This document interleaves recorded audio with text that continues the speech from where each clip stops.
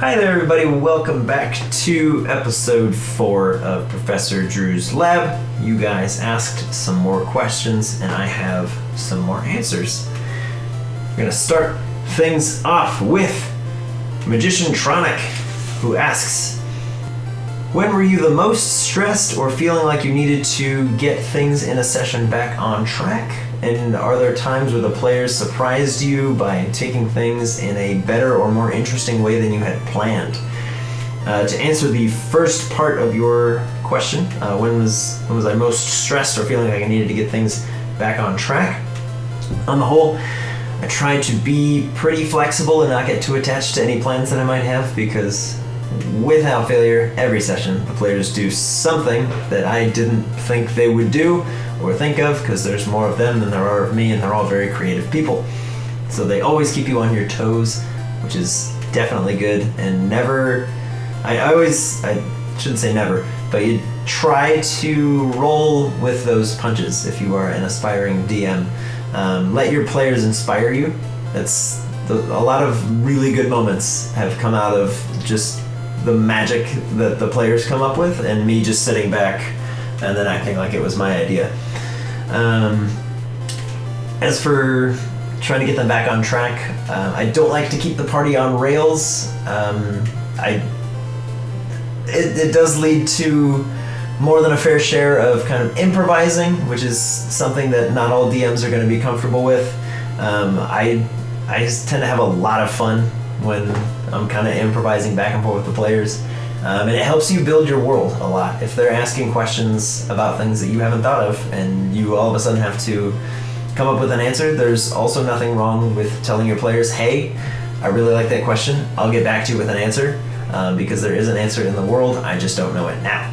Moving on, we have Kevstar Nebula, who asked, for gym encounters, what made you come up with the 3 challenge system, and what would have happened if the players failed one or more of the challenges?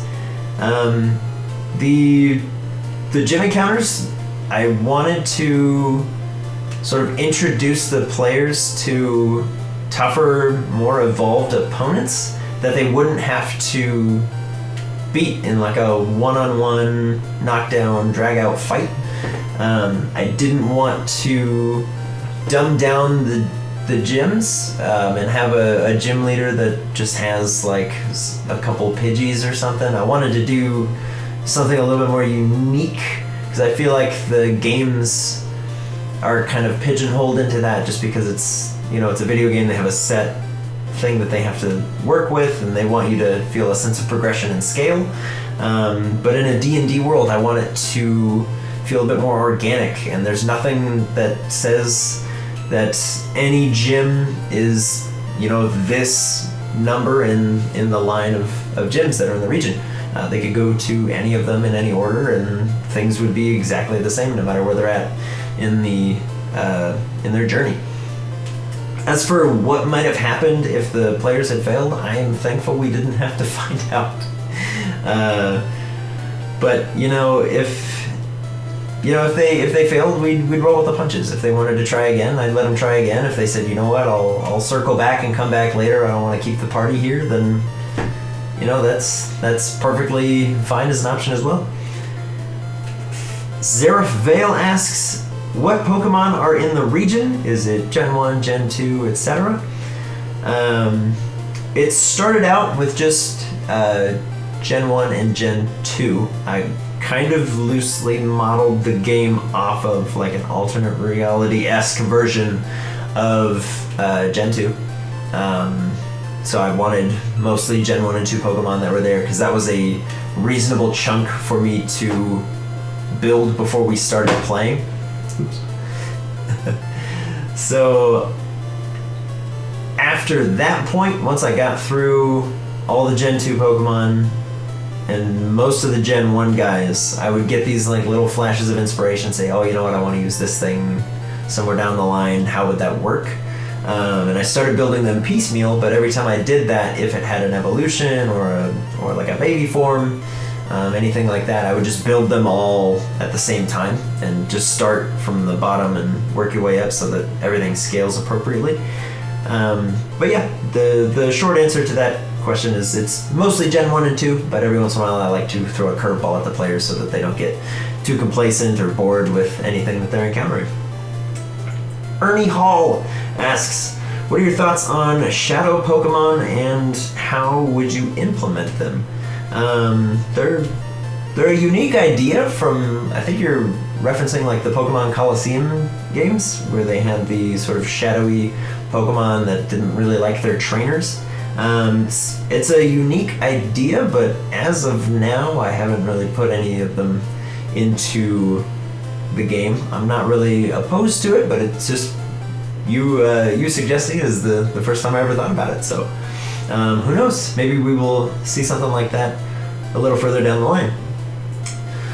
Mega Master asked us, why no more than 3 Pokemon per trainer? I think you actually asked why no more than 4, but 3 is technically the limit that we have set. Way back before we started this campaign, we did another kind of like test run of this. It was me introducing the players to Dungeons and Dragons. None of them had ever played before, and I gave each of them one of the starter Pokemon, and then I think Joel had a Pikachu. So there was a Pikachu, a Squirtle, a Charmander, and a Bulbasaur. And I just let them kind of run rampant in a little world that I built. It wasn't anything spectacular. It was mostly like a town and a couple routes that they could go on to get used to, what die to roll at what time. And I let them catch as many Pokemon as they wanted and could. And it really bogged everything down. When one player is taking 5 or 6 turns every round of combat, and somebody else has fewer Pokemon than them, let's say if Joel's playing Milo and he's only got like two members on his team, and maybe Ben has 6. Ben's getting 6 actions in a round. He's making a huge difference in the fights. And I didn't want somebody to just be sitting back going, well, I guess wake me up when it's my turn. So keeping it to 3 also helps balance encounters so that I'm not having to throw, the whole world at the players to challenge them. It allows me to throw fewer things that I kind of monkey with on the fly. And another part of that is every encounter that I set up for the players has to be difficult in the moment, but not game-breaking if they were to, say, catch whatever they're fighting. 3 tends to be a nice little balance. Following off that, we have Stephen Hightower asks, how do moves that increase the speed stats work? Or how would it work if you were to, say, boost your attack? So for moves like that, it works the same for, I think if you used like Growl or Leer, it would be, I've used them a little bit differently, but we're paraphrasing. If you were to increase or decrement somebody's stats in some way, I love to fiddle around with the damage dice that is being used. That is the easiest way for me and the players to keep track of what's going on. So if you use something that boosts your attack, you bump your damage dice up from like a d6 to a d8. As for speed boosts, I've done those in a ton of different ways. There's a lot of like creative space in there. The most common ones for me are free movement, typically without attacks of opportunity, or giving bonuses to dexterity saving throws or dexterity checks in general. Bumping up their initiative orders. There's a whole lot of room to kind of monkey around in there. It's time for once again, we're doing another bookworm rapid fire round. You asked us a lot of questions. I'm gonna tackle most of them. What is your opinion on taking 20 for a task to succeed? I think it's an excellent tool to keep in the toolkit, but I don't like to overuse it because the players love to roll their dice, and I don't always like to say, oh yeah, you do that. Because that's kind of a dangerous phrase, as I've learned from some prior campaigns. How many moves can a Pokemon know? As of right now, 3. It's the same reason for why they can only have 3 Pokemon with them at any given time. How would TMs or HMs work? I actually really like your idea that they would be kind of an instructional guide on how something would work. Kind of like a drawn-out move tutor, if you will. What are my opinions on maneuvers like I think it's called the Sinnoh dodge is what you were asking about. I'm dealing with 12 moving parts on that side of the screen and however many I've got over here. I kind of have a hard time specifically with like the dodge thing of let's say we attack Monty with something and Milo can just yell, "Hey Monty, dodge it," and all of a sudden that has an effect on the game. I feel like that would kind of take the players out of the moment. So I'm not opposed to the idea, but it's kind of a hard sell. How would moves that control the weather work? Would they be like control weather from 5th edition? Kind of. If control weather works the way I think it does, and I haven't looked at it in a good long while, they are an action to set up. They require concentration, and they affect a set range based on how powerful the Pokemon that uses it is. So if that's how control weather works, then yes, that is exactly how we're doing it here.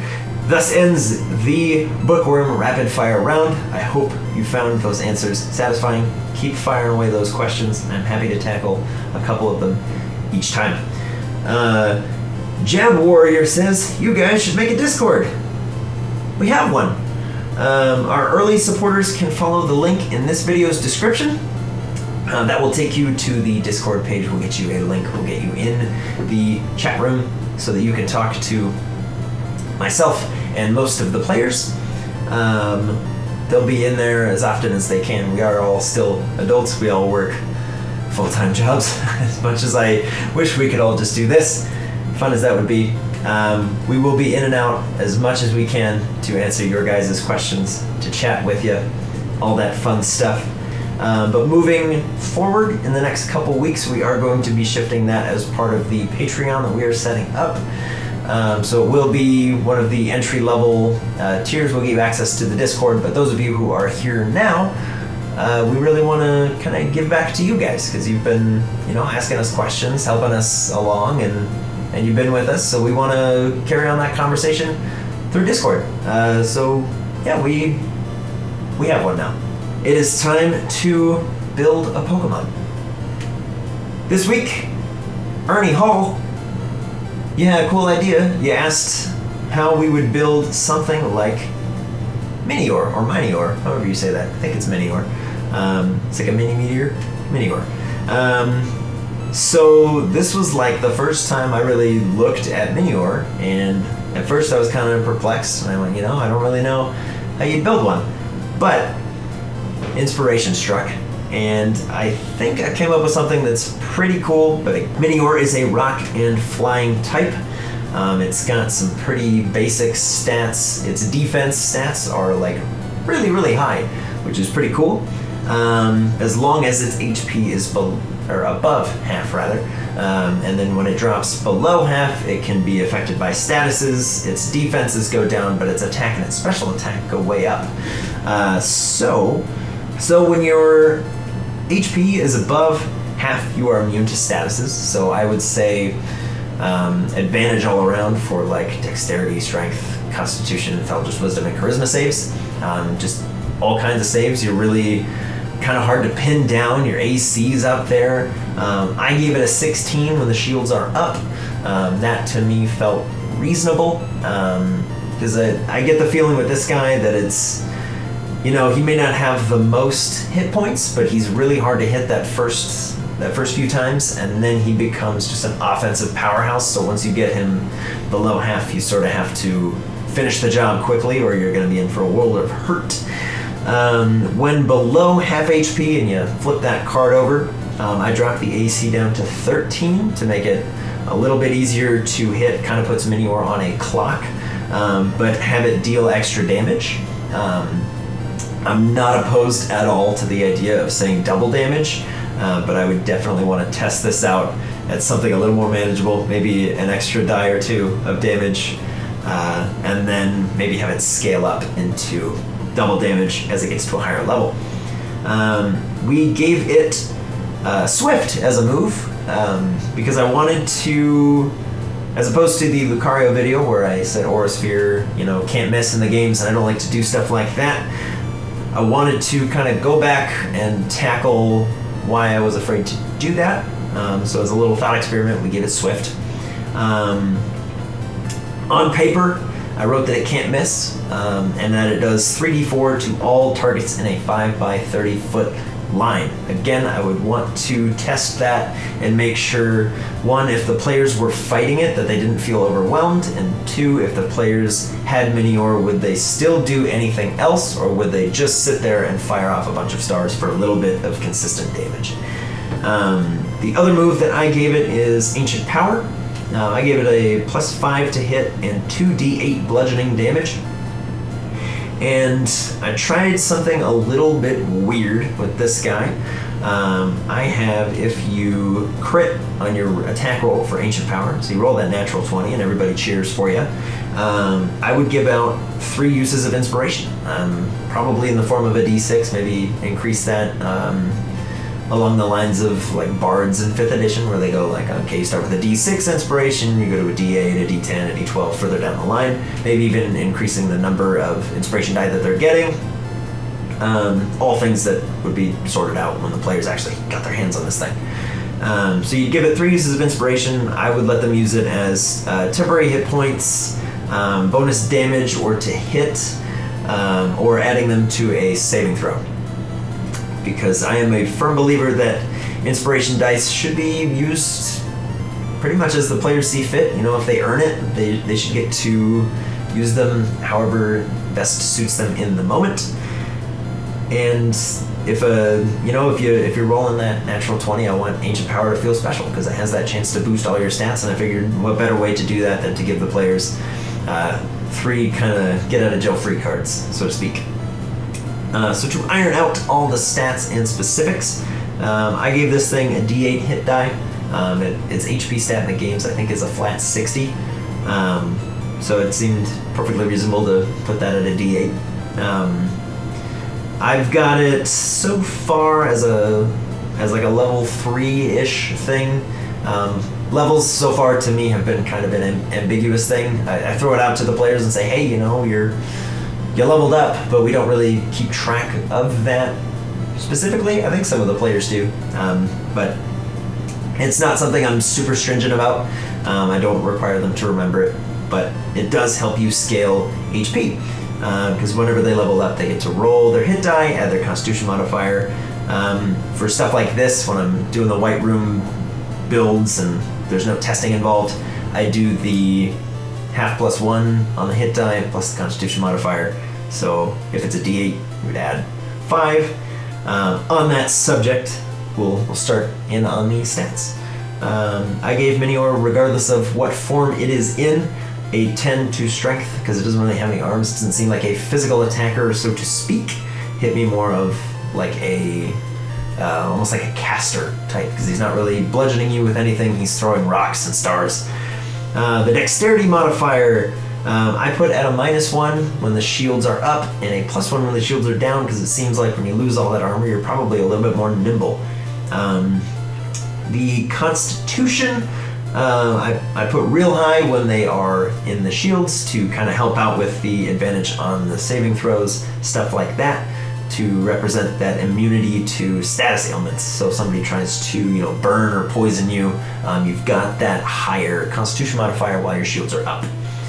When the shields go down, however, I've got that at a -2. I kind of just flip the bonus on the Minior to show that, the shields are quite literally down, as the name implies, so that you are a lot easier to poison or stun or burn, whatever it is that your opponent is trying to do to you. Intelligence and Wisdom I put at a healthy 14, so a +2 bonus on each. It felt to me like Minior was more of a, mental battler than a physical battler. It doesn't really have limbs. It's kind of just, I honestly, I thought it was psychic type, so, I figured it was reasonable to assume that it would have some kind of strength other than just being really hard to take down. And I'm all for giving Pokemon some high intelligence, high wisdom. You can get them up to a lot of really cool stuff with that. Charisma is kind of a tricky one for Pokemon because they don't really talk, so they don't really need to be persuasive or intimidating or deceptive. But there are still moves that require Charisma saving throws, and as Minior is kind of a mental battler, I gave it a +1 to the bonus. No real reason behind that one. A lot of the stats for some of the Pokemon are just sort of kind of an afterthought. I'm trying to get better about that, but it seemed reasonable that this thing would be pretty hard to take down with any kind of psychic bombardment, and that this is more of a brute force will get you there type opponent. And then I gave it a 30-foot hover speed because the thing is always kind of, bouncing around, floating all about. At your discretion, you might even increase that speed a little bit when the shields are down to show that he's a little bit more nimble, if easier to take down because squishy. That's going to do it for this episode of Professor Drew's Lab. Folks, I super appreciate all of you and your comments on these videos. Please keep them coming. I am happy to keep tackling them. You guys are helping me answer a lot of questions that I have never thought of, and that I can then kind of put in front of the players and we can find out live how it's going to work. But yeah, thank you guys for watching this and everything. Let us know in the comments below what your thoughts are, how you would build a Minior, what you'd like to see next, and then any other burning questions that you guys have, I am happy to tackle next time. But for now, thank you guys so much, and have a great day.